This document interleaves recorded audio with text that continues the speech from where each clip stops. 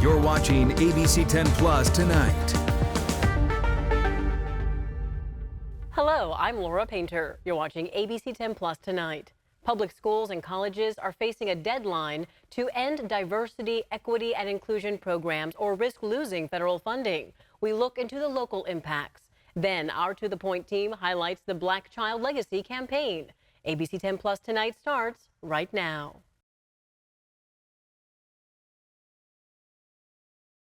Colleges and K-12 schools have been ordered to end diversity, equity, and inclusion programs and initiatives or run the risk of losing federal funding. This letter was sent by the Department of Education's Office for Civil Rights. It says, quote, treating students differently on the basis of race to achieve nebulous goals such as diversity, racial balancing, social justice, or equity is illegal under controlling Supreme Court precedent. So what does this mean for K-12 schools and universities here in California? ABC 10's Luke Clary joins us now with a closer look. Well, Laura, this letter lays out a new federal anti-discrimination enforcement policy, and according to experts, it has school administrators scrambling. According to the new Department of Government Efficiency, the letter was sent to the Departments of Education in all 50 states, notifying them that they have 14 days to remove all DEI programming in all public schools or risk losing federal funding. Professor of Education and Public Policy Sean Harper says it's been enormously stressful for education officials in the state. It has required them to scramble to determine ways to maintain their commitments to diversity, equity, and inclusion without losing their federal funding. So right now, all across America, including here in California, millions of educators are literally scrambling to figure out how to balance those two things. The likely effect, according to Harper, is that many schools will eliminate their DEI programs and initiatives. The next 2 weeks ahead will be chaos in our nation's schools and on college campuses, as many educational leaders, out of fear, will go and scrub their websites and attempt to rename programs and services. ABC 10 reached out to multiple K-12 school districts in the region. What action they will take remains unclear. The California State University system said it was aware of the letter and said in part, quote, as this type of action is unprecedented, we're consulting with the California Attorney General and higher education partners across the country to better understand the statewide impact of this letter. USC education professor Morgan Polikoff said he believed the letter exceeded the government's authority and might not stand up to a court challenge. I read this as broadly a threat, a very serious threat, but again, one that I think is likely to have its biggest impact in terms of people just reacting to it rather than through the enforcement mechanism. Now we have a few comments from local school districts now. Sacramento City Unified said it is, quote, committed to ensuring all of our children have access to a free and enriching educational experience regardless of their background. We will review and analyze the memo in light of this commitment. And Elk Grove Unified said, quote, that we're currently working with our legal counsel to review the recent orders. We'll need some time to fully assess the impacts. Elk Grove Unified remains committed to prioritizing the safety of all our students, families, and staff, end quote. Laura.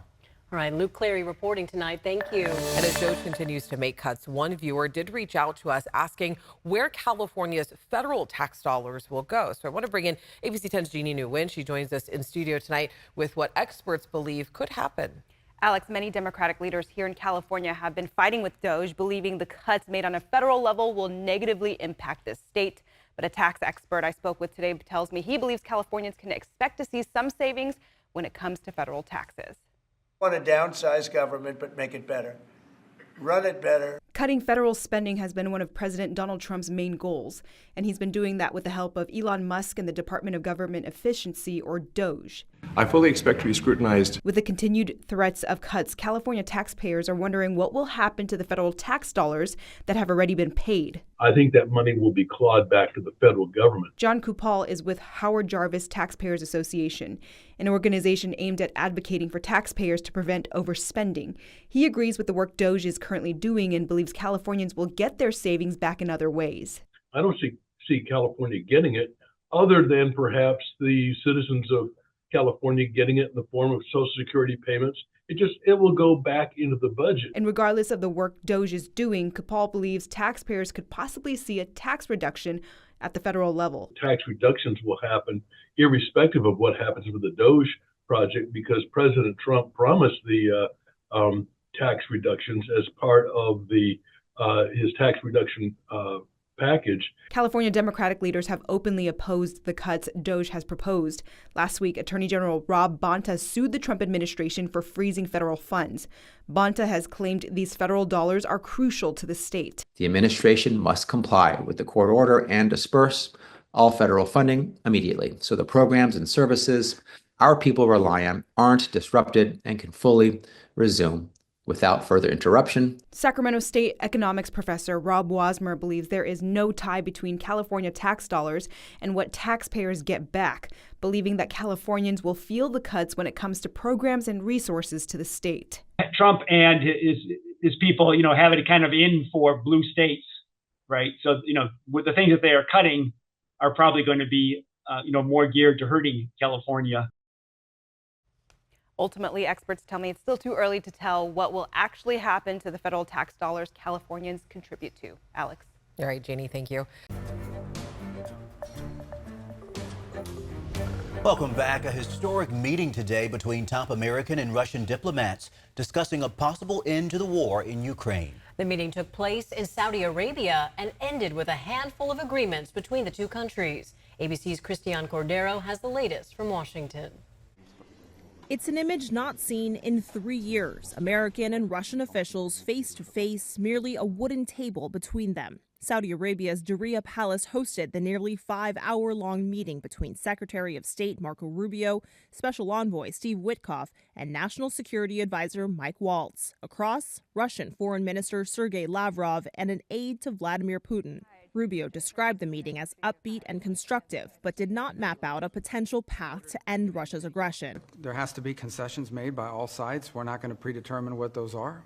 We're certainly not going to negotiate this today. The two sides did agree to appoint teams that would continue discussions. The goal is to bring an end to this conflict in a way that's fair, enduring, sustainable, and acceptable to all parties involved. Ukraine was not invited to these talks, nor were European allies. If you're going to bring both sides together, you have to talk to both sides. Thank you so much. Ukrainian President Volodymyr Zelensky, meanwhile, is in the region, but late today abruptly canceled a previously scheduled meeting with Saudi Arabia tomorrow, suggesting he wants to avoid being linked to the U.S.-Russia talks. On today's meeting, Zelensky's impression is that Russia has only provided ultimatums, insisting he will not yield to them. As part of any agreement, Zelensky also insists on security guarantees, troops or peacekeeping forces to prevent the war from restarting. The war has killed hundreds of thousands of people in its nearly 3 years. Within hours of the peace talks, the Kremlin overnight launched dozens of drones into Ukraine, striking its capital. National Security Advisor Mike Waltz said a meeting between President Trump and President Putin is still expected to happen, though the two sides did not set a date today. Christiane Cordero, ABC News, Washington.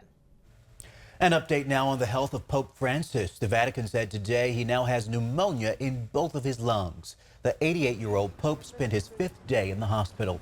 He's also getting antibiotic treatment for bronchitis. The Vatican says the Pope is in good spirits and is grateful for the prayers for his recovery. Well, let's get to your weather right now.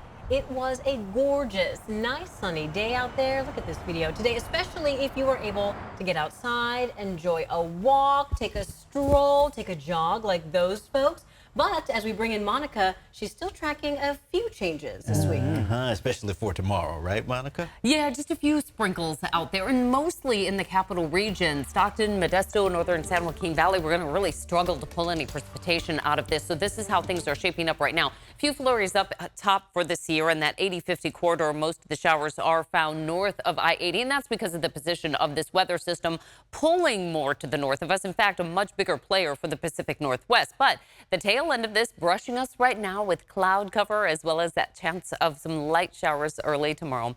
Highs for today warming into the lower 60s. This is actually right about where we should be this time of year.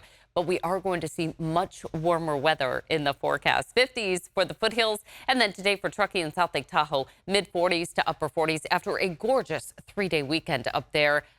after all that snow fell last week. Right now in the Big Mountain backyard, we have a mix of sun and clouds. We've got temperatures holding near 60. That sunset at 5:48. So it is prime time for the mosquitoes out there right now. Dusk and dawn is when they are active.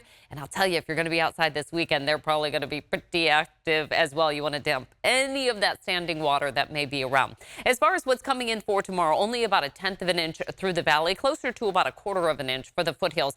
As far as the Sierra, picking up about 1 inch or 2.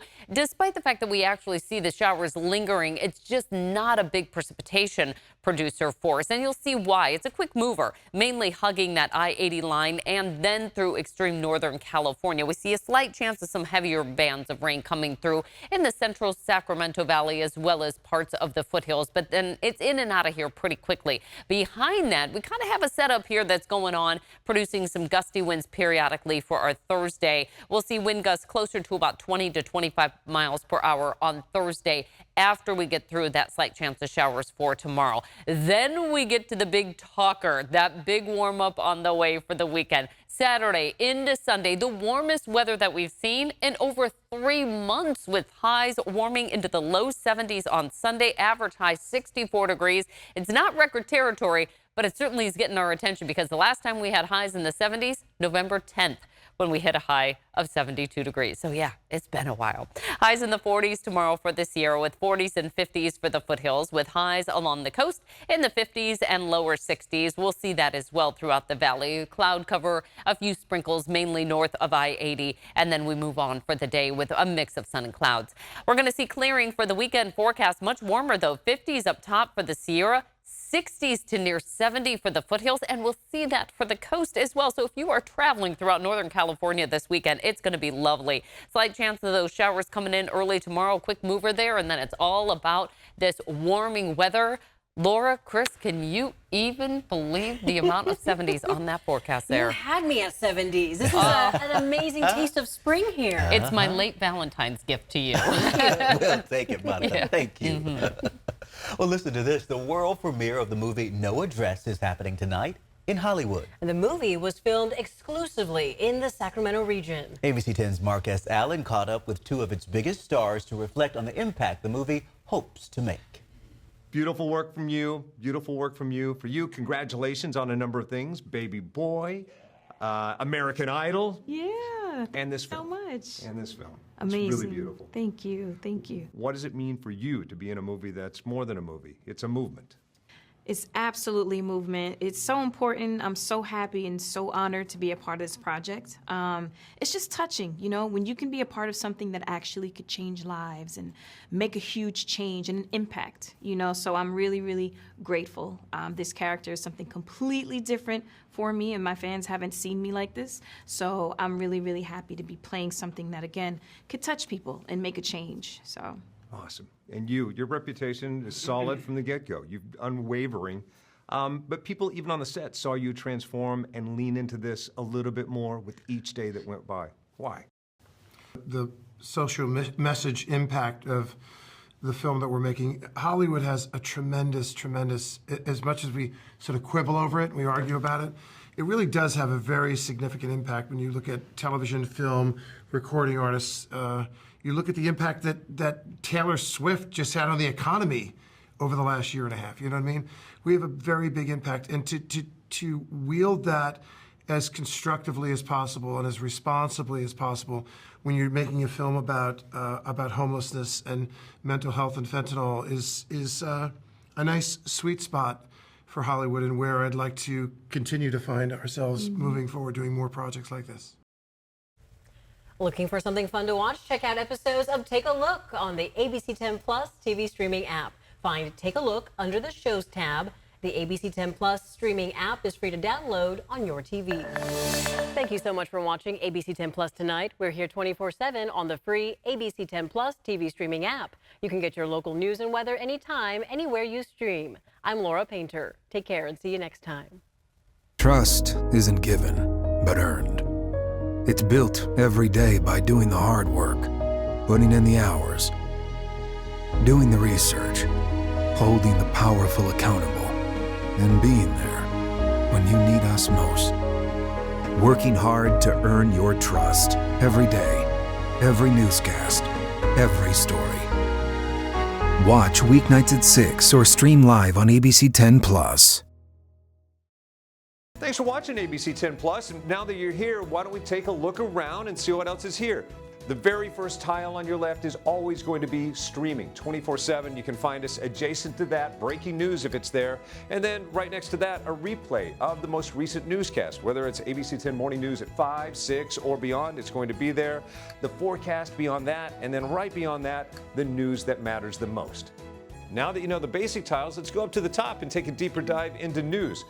We have every single newscast that you would need, including To the Point with Alex Bell, taking a deeper dive into the issues. Beyond that, ABC 10 Morning News at 5 and 6 and 11, the evening shows as well. Below that, you can watch the top stories from To the Point. Under that, Dollars and Cents, where you can learn how to navigate this challenging economy. And below that, you can watch our award-winning ABC 10 Special Investigations, where we hold the powerful accountable. Going into weather, look, it's the 10-day forecast, getting you ready for the weekend and beyond. Beyond that, sports. I know you care about the Sacramento Kings. We have the most comprehensive guide to anything, everything Kings in the locker room and on the court. We have it. Below that, I know you care about the San Francisco 49ers. We can't mention Bay Sports without talking about the Oakland A's. We have that too. Backing out again, come up to the top and join me on Verify. I'm super excited about this. Our experts are checking the facts, verifying the truth for you. Jump up now to shows. Very excited about this. Oh, look, it's Take a Look. This is my show. I love movies, and if you love movies or streaming shows, whether it's on screens this big, or this big, it's Take a Look. Recently went behind the scenes, sat down with Lady Gaga and Joaquin Phoenix to talk about Joker 2. I love the movie, and oh, I just heard you shout you hate the movie. Jump in, we talk about it on this show. Other shows, Bartell's Backroads, go up and down the state of California, tank of gas getaways, one fuel cell getaway, like places like the Toy Museum.